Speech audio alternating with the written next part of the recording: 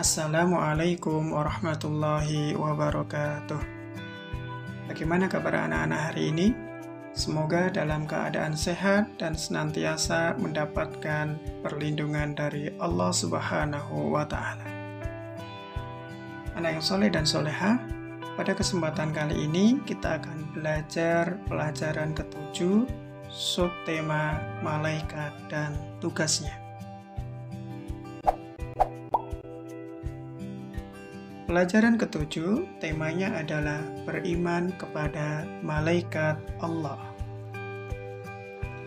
Kita akan mengingat terlebih dahulu rukun iman.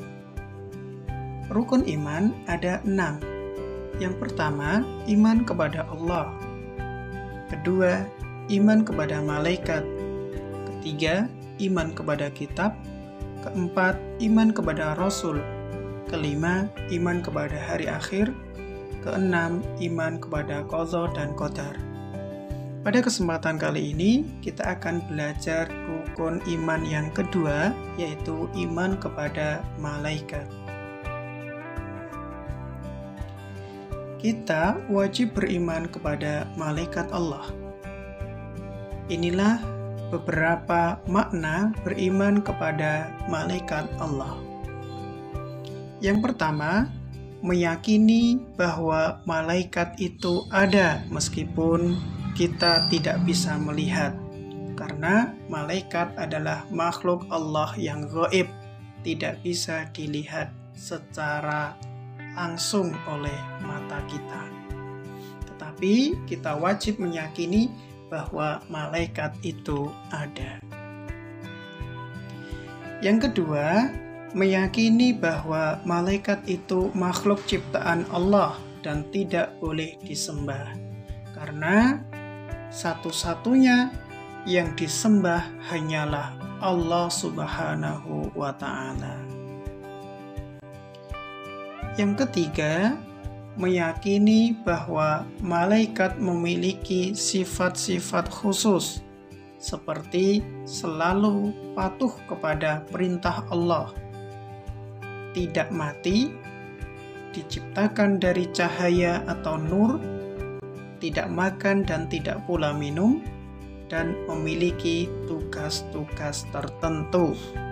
Nah, yang soleh dan soleha, inilah beberapa ciri khusus yang dimiliki oleh malaikat. Mari kita mengenal malaikat Allah. Ada 10 malaikat yang wajib kita ketahui. 1. Malaikat Jibril. Kedua, Mikael. 3. Raqib. 4. Atid. 5. Ridwan. 6. Malik. 7. Israel. 8. Israfil. 9. Mungkar. Dan yang ke-10 Nakir. Anak yang soleh dan solehah, ke-10 malaikat ini Allah telah memberikan tugas masing-masing. Mari kita belajar 10 malaikat beserta tugasnya. Malaikat Jibril diberikan tugas oleh Allah menyampaikan wahyu. Malaikat Mikael bertugas membagi rezeki.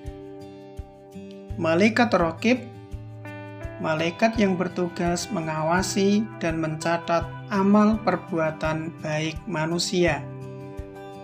Sedangkan malaikat Atid yang bertugas mengawasi dan mencatat amal perbuatan buruk manusia. Yang kelima, malaikat Ridwan, malaikat yang bertugas menjaga pintu surga. Yang keenam, malaikat Malik, malaikat yang bertugas menjaga pintu neraka. Yang ketujuh, Israel, malaikat yang bertugas pencabut nyawa. Yang kedelapan, Israfil, malaikat yang bertugas meniup sangkakala jika hari kiamat telah tiba. Yang ke-9 dan yang ke-10, Mungkar dan Nakir. Tugasnya kedua malaikat ini adalah memberikan pertanyaan di dalam kubur. Anak yang soleh dan solehah, mari kita hafal 10 malaikat beserta tugasnya. Berikut ini adalah cara agar kita dapat menerima kebenaran malaikat Allah. Yang pertama, keyakinan yang pasti bahwa setiap saat kita takut dan ingat kepada Allah karena ada malaikat yang mencatat perbuatan kita dan Allah akan memberikan balasannya. Tadi kita telah belajar setiap saat, setiap waktu ada 2 malaikat yang senantiasa mencatat amal perbuatan kita, baik amal buruk maupun amal yang baik. Yang kedua, banyak mengingat kematian. Nah, anak yang soleh dan solehah, kematian ini tidak bisa diprediksi. Ada yang anak kecil sudah meninggal, ada yang meninggalnya saat dewasa, ada yang sudah tua tidak meninggal. Jadi kita harus banyak mengingat kematian. Jadi sewaktu-waktu Allah bisa mencabut nyawa kita. Yang ketiga, gemar mengerjakan perbuatan yang pelakunya didoakan para malaikat Allah. Misalnya, menuntut ilmu, mengunjungi para saudara dan sahabat, tidur dalam keadaan suci, dan memilih barisan paling depan dalam sholat berjamaah.